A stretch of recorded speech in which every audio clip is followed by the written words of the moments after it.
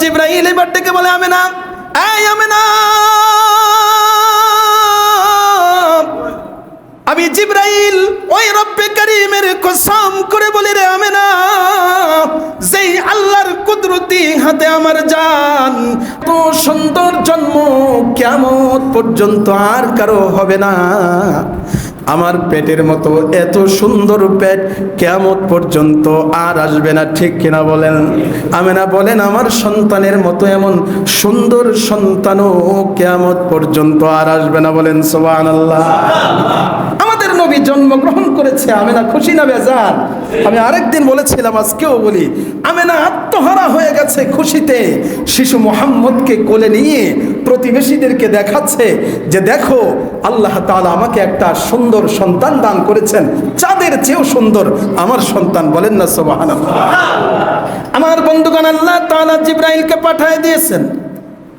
জিবরাইলকে ডেকে বলছেন আল্লাহ তাআলা, আমেনা আমার পয়গম্বরের প্রশংসা করেছে রে জিবরাইল, কিন্তু আমেনার প্রশংসাটা আমার কাছে পছন্দ হয় নাই। তুমি গিয়ে আমেনার সামনে একটু আমার নবীর প্রশংসা করো। সুবহানাল্লাহ। হযরত জিবরাইল আলাইহিস সালাম চলে আসছেন। আমেনাকে ডেকে জিজ্ঞেস করে, আমেনা রে, তুমি কি তোমার সন্তান মুহাম্মদের প্রশংসা করেছো? বলে, হ্যাঁ আমি প্রশংসা করেছি। কি বলেছো প্রশংসা করতে গিয়ে? আমেনা বলে, আমি বলেছি আমার এই সন্তানটা এত সুন্দর, চাঁদের চেয়েও সুন্দর আমার সন্তান। আমি আমেনা বলেছি আমার জিন্দেগিতে আমি গোটা দুনিয়ায় আমার সন্তানের মতো এত সুন্দর সন্তান আর দেখি নাই। হযরত জিবরাইল বার আমেনাকে প্রশ্ন করে, রে আমেনা, তুমি কয় বছরের হায়াত পেয়েছ? বলে, না বেশি লম্বা হায়াত তো আমি পাই নাই। কয়টা দেশ তুমি ভ্রমণ করেছো? কয়, না একটা দেশও তো আমি ভ্রমণ করে নাই। তাহলে একটা দেশ তুমি ভ্রমণ করে নাই, তোমার এই দেশের বাইরে তো থাকতে পারে কি পারে না? তুমি বলছো তুমি অল্প হায়াত পেয়েছো, তোমার এই হায়াতের আগে তোমার সন্তানের চাইতে সুন্দর সন্তান তো আসতে পারে, অথবা তুমি মৃত্যুর পরেও তো আসতে পারে কি পারে না? অতএব তোমার সন্তানের জন্য তুমি যেই প্রশংসা করেছো, আল্লাহ রব্বুল আলামিনের কাছে এই প্রশংসাটা তোমার সন্তানের জন্য উপযুক্ত হয় না। সুবহানাল্লাহ। আর জোরে বলেন সুবহানাল্লাহ। হযরত জিবরাইল বলে, আমেনা রে, আমি তোমার মুহাম্মদের প্রশংসা করছি, তুমি শোনো রে আমেনা। আল্লাহ রব্বুল আলামিন এই পৃথিবীর জমিনের মধ্যে যত পয়গম্বর পাঠিয়েছেন, সব পয়গম্বরের কাছে আমি জিবরাইল কিন্তু ওহী নিয়ে এসেছি। তার মানে হলো এই পৃথিবীর বয়স যত, তার চেয়েও অনেক বেশি আমার বয়স, ঠিক কিনা বলেন? হযরত জিবরাইল বলেন, আমি ওই রব্বে কারীমের কসম করে বলি, এই যে আমার এত বড় হায়াত, এরপরে আমার ভ্রমণ অভিজ্ঞতা তুমি জানো, আল্লাহ তাআলা আমাকে 600 নূরের পাখা দান করেছেন।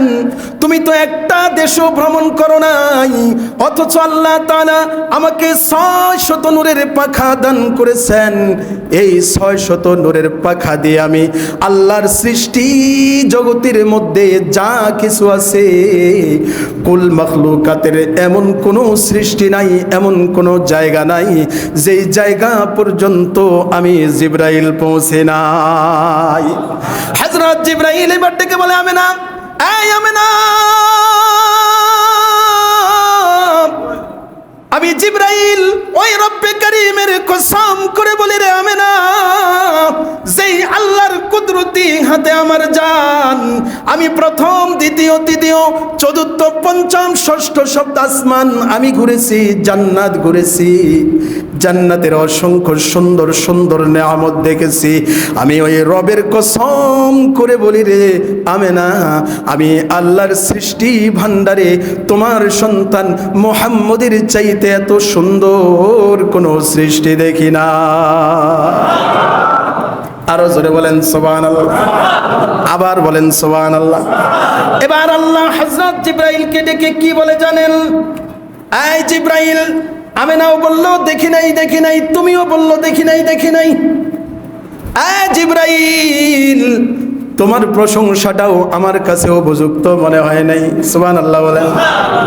আমার পয়গম্বর মুহাম্মদের প্রশংসা আমি করি রে জিবরাইল, কারণ দেখি নাই তোমার দেখার বাইরেও তো কিছু থাকতে পারে, পারে কি পারে না? জোরে বলেন পারে কি পারে না? এবার আল্লাহ নিজেই মুহাম্মদুর রাসূলুল্লাহর প্রশংসা করেন আর বলেন, আমি আল্লাহ সব সৌন্দর্যের আধার, সকল সৌন্দর্যকে আমি আল্লাহ তৈরি করেছি। আমি আজকে নিজেই ঘোষণা দিচ্ছি, আমার সৃষ্টি ভাণ্ডারের মধ্যে আমি মুহাম্মদের চাইতে সুন্দর কোনো জিনিস বানাই না। আরো জোরে বলেন সুবহানাল্লাহ। দেখি নাই, আরে তোমার দেখার বাহিরেও তো কিছু থাকতে পারে। আমি আল্লাহ যদি না বানাই, এটা যদি আমি বলি তুমি দেখবা কোত্থেকে? কথা বলেন ঠিক কিনা? আল্লাহ যদি বলে আমি বানাই নাই, দেখার কোনো সুযোগ আছে? আল্লাহ বলছেন আমি আমার সৃষ্টির মধ্যে এমনকি জান্নাতের যত সৌন্দর্য আছে, সকল সৌন্দর্যের চেয়ে আমি মুহাম্মদুর রাসূলুল্লাহকে কোটি কোটি গুণ বেশি সুন্দর করে বানিয়েছি। চিল্লায় বলেন সুবহানাল্লাহ।